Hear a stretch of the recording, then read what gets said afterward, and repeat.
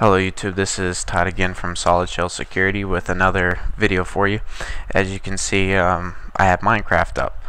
I'm not really a Minecraft gamer. I learned about it from some guy we were talking about programming, and he was mentioning some of the things that went into Minecraft. And I thought it was kind of interesting, so I kind of toyed around with it.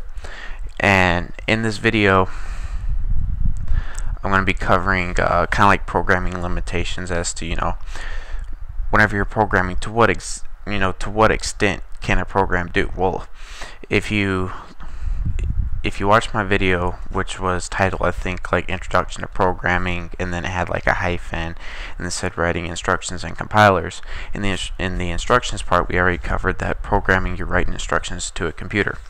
Well, the downfall of it is there's only so many variables you can take into place, especially whenever it comes into gaming.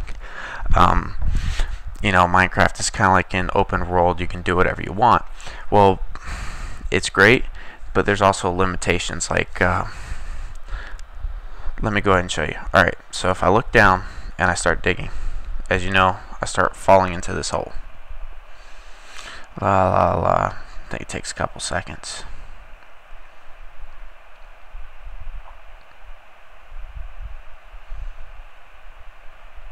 As you can see, I'm falling, and I just keep on falling. There goes everything, bye-bye, and I died. Well, somebody had to program this world. Somebody had to design the world this way. But the thing is if you notice, whenever I fell down, I just continued falling until I fell out the bottom of the world. The reason being is because once again, you cannot take into consideration every possible variable. So what happens is whenever somebody's designing this world, this template, we'll say in theory they design it to be 10,000 little cubes, which this would be like a cube, 10,000 cubes right and left, forward and backwards, and maybe 100 cubes down. So that's how big the world is. But they don't really take into consideration what happens if somebody like me, who's stupid whenever it comes to this game, and comes along and just digs straight down like I have. They don't take into consideration that eventually I'm going to pass a point where there's no more code. Now, it's kind of interesting because I also got it on Xbox just to kind of see if the same concept still applied, and surprisingly no. On Xbox, they actually took that into consideration to where if you keep on digging down, you eventually come to a material that your character cannot dig past. So I just kind of thought that was kind of interesting. This kind of explains, especially whenever it comes to game development, you cannot plan out and have an answer to every variable unless you do what Xbox does. But then it kind of sucks because then you go back to, you have limitations into what exactly you could do. Another example into limitations is there's also like parts of Minecraft. This isn't an example, but I played, well, this world isn't an example, but my friend, he's got his own Minecraft server, and I was toying around with it because I heard about this idea called the Nether, is what they call it in the Minecraft world. And I'm going to try and explain it to you as best as possible. It's where you don't have this phenomenon of falling straight down into a hole eventually to your death. That doesn't happen.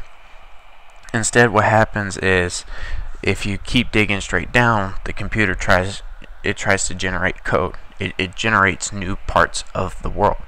But the problem is whenever you go too far, then the code starts kind of getting messed up because the computer doesn't really take into some considerations, I guess you can say. And same thing goes with, and I tested it out, but it takes a long time to do it. So I used a little program to help me do it. But can I do it? Well, Minecraft, you can fly. Well, if you keep going in this direction long enough, and some of those worlds that people have created where it just keeps on generating new code the farther and farther you go, eventually you're going to get to a point where you start seeing stuff that are considered weird in the Minecraft world, like lava on land, crap like that, like I don't understand. So as it's generating new code, it's kind of breaking the boundaries, I guess you can say, of the game. So that's just kind of like an example of how, as a programmer, you cannot take everything into consideration. And that is it for this video. I hope you enjoyed. Hope you kind of understand the concept. It's kind of shaky, but there are other examples I could do, but I chose this one because it was visual.